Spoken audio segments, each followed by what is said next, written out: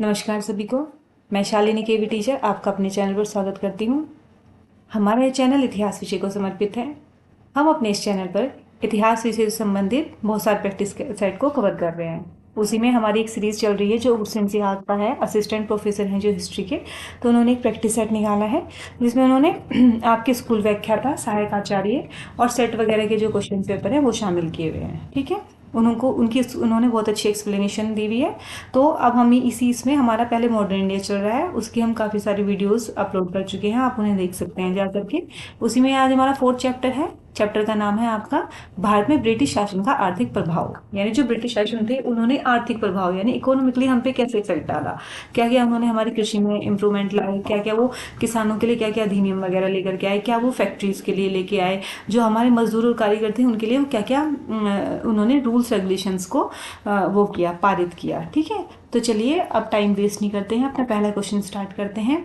First question है हमारा, रैयतवाड़ी भूमि बंदोबस्त का प्रवर्तक कौन था? तो देखिएगा, जब ये आए थे तो हमारे जो किसान और मजदूर थे तो उनके साथ में इन्होंने क्या किया, डायरेक्ट या फिर इनडायरेक्ट तरीके से इन्होंने उनका शोषण ही किया है। कई बार तो क्या हुआ, ये डायरेक्ट शोषण कर लेते थे। जब हमारे जो फिर पढ़े लिखे लोग होने लगे थे, है ना, तो वो जब इन सब चीज़ों का विरोध करते थे तो ये इनडायरेक्ट तरीके से उनका शोषण करने लगते थे। इनडायरेक्ट तरीके से कैसे कि ये बहुत सारे अधिनियम वगैरह लाते थे, उसको कहते तो थे कि हमने किसानों के हित में लेके आए हैं, लेकिन साहूकारों और जमींदारों के साथ में मिलकर के किसानों का एक तरीके से शोषण ही करते थे। तो उसी में ही एक लेके आए थे ये रैयतवाड़ी भूमि बंदोबस्त। तो रैयतवाड़ी भूमि बंदोबस्त का प्रवर्तक कौन था? James Mill, Eric Stokes, John Malcolm या फिर थॉमस मुनरो? तो कौन थे भाई इसके प्रवर्तक? Thomas Munro. वैसे देखिएगा, सर्वप्रथम कैप्टन रीड जो थे, इन्होंने रैयतवाड़ी व्यवस्था को 1792 में मद्रास के 12 महल में लागू किया था। उसके बाद 1792 के बाद 1820 में जो थॉमस मुनरो थे उन्होंने इसको मद्रास के शेष भागों में लागू किया था। और एक एल्फिंस्टन थे, उन्होंने इसे बॉम्बे प्रेसिडेंसी में लागू किया था। तो 1792 और 1820 दो सन आपको याद रखने हैं और 3 लोगों के नाम याद रखने हैं आपको, थॉमस मुनरो, कैप्टन रीड और एल्फिंस्टन। अगला है 1895 में स्थापित वेलबी आयोग का क्या उद्देश्य था? देखिएगा, वेलबी आयोग जो बनाया गया था वो 1895 में बनाया गया था। इसमें टोटल 6 सदस्य थे और जो इसके अध्यक्ष थे वो थे आपके लॉर्ड वेलबी। उन्हीं के नाम पे इस आयोग का नाम रखा गया था। ठीक है, तो उनके कौन थे मेंबर, जैसे लॉसन हो गया और आपका एस किंगसन हो गया, एस कॉयन हो गया, डिजराइली एडम्स हो गया। ठीक है, ये सब थे भाई इसके। इसमें क्या हुआ, फिर हमारे यहाँ से भी क्या हुआ। अब इसका उद्देश्य क्या था, मतलब ये आयोग ना पूरी तरीके से एक तरीके से ब्रिटिश सरकार द्वारा ही बनाया गया था। इसमें कोई भी आपका इंडियन मेंबर नहीं था। ठीक है, और उन्होंने इसलिए बनाया था ब्रिटिश सरकार ने, ताकि भारत की आय और व्यय की जांच हो सके, है ना, भारत का कहाँ इनकम हो रही है, कहाँ खर्चा हो रहा है, इन सब की जांच हो सके। हालांकि दादा भाई नौरोजी और गोपाल कृष्ण गोखले जो थे ना, तो उन्होंने क्या करा था, इस आयोग, ये जो बनाया था आयोग, इस पे उनकी बहुत ज़्यादा निगरानी थी और इसकी रिपोर्ट पे भी इन्होंने बहुत ज़्यादा ध्यान दिया था। ठीक है, और मतलब इन्होंने ये जो आपके दादा भाई नौरोजी थे, तो इन्होंने कहा था ना कि भारत से बाहर ये धन भेजे जा रहे हैं। ठीक है, तो उन्होंने इस थ्योरी को पहले से ही दे दिया था, तो इसलिए उन्होंने इस रिपोर्ट पे बहुत ज़्यादा उनकी नज़र थी और इस आयोग पे बहुत ज़्यादा नज़र थी। ठीक है, गोखले ने क्या किया, इस आयोग की रिपोर्ट का बहुत ज़्यादा विस्तार से अध्ययन किया और सिर्फ भारतीय राष्ट्रीय कांग्रेस के मंच पे भी उठाया था इन्होंने इन्हीं की रिपोर्ट को। ठीक है, तो ये देखिएगा, तो कब बना था 1895 में, और ये सारे के सारे जो इसके मेंबर थे वो ब्रिटिशर्स ही थे। तो इन्होंने कहा कि इसका देखिएगा, इसका उद्देश्य क्या था, भारत की आय और व्यय की जांच करना।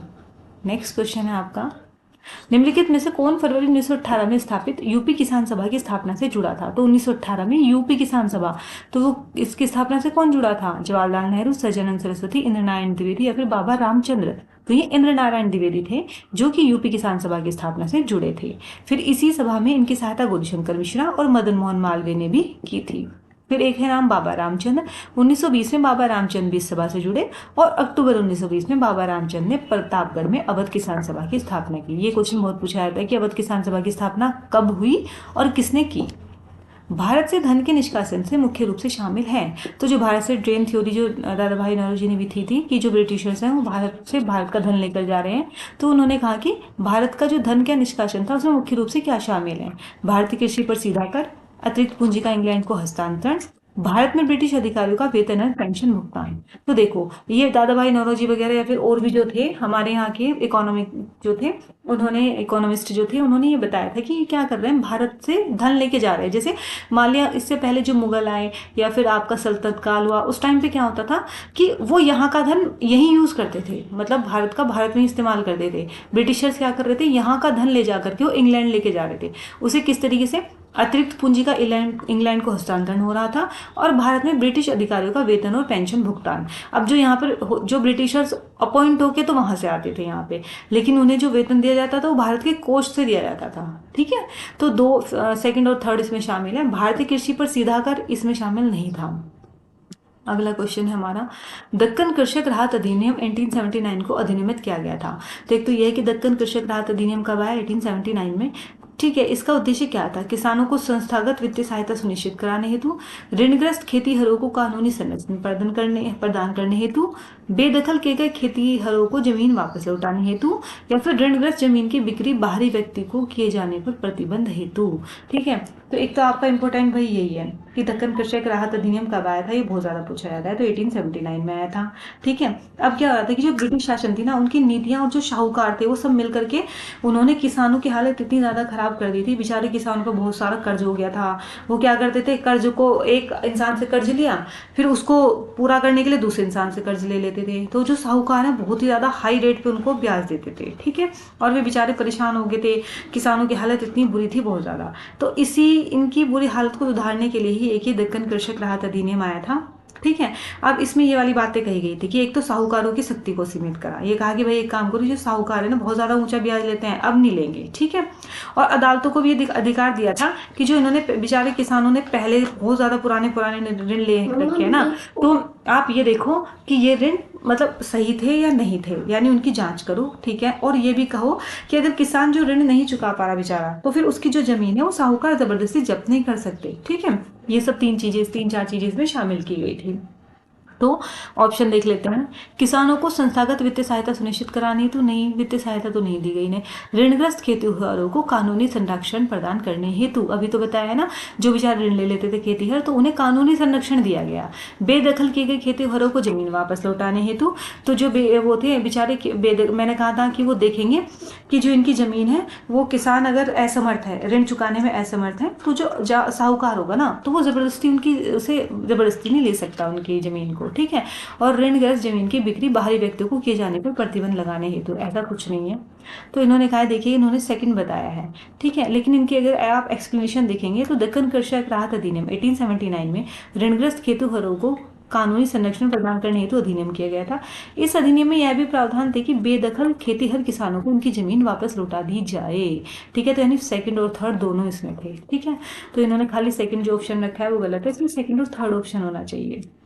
नेक्स्ट है, औपनिवेशिक काल में अनौद्योगिकरण के प्रमुख कारण क्या थे। औपनिवेशिक काल में यानी जब यहाँ पे ब्रिटिश था तो उसमें अनौद्योगिकरण यानी कि जो इंडस्ट्रियलाइजेशन है वो नहीं है यहाँ पर, तो उसके क्या कारण थे। मुक्त व्यापार के कारण इंग्लैंड में औद्योगिक पूंजी का निवेश बढ़ा, भारतीय वस्त्र उद्योग का विस्तार, विदेशी व्यापारियों को उद्योग लगाने के लिए विशेष सुविधाएं दी गई, मशीनी उद्योगों को बढ़ने से भारतीय बाजार खत्म हो गया। सही बात है, देखो जब यहाँ पर हमारे यहाँ आए थे तो इन्होंने मशीन से कपड़े वपड़े सब बनाने लगे थे, और इनके सस्ते पड़ते थे, हमारे महंगे भी थे, और हमारे यहाँ इतनी फिनिशिंग भी नहीं थी जितनी मशीन की उसमें थी।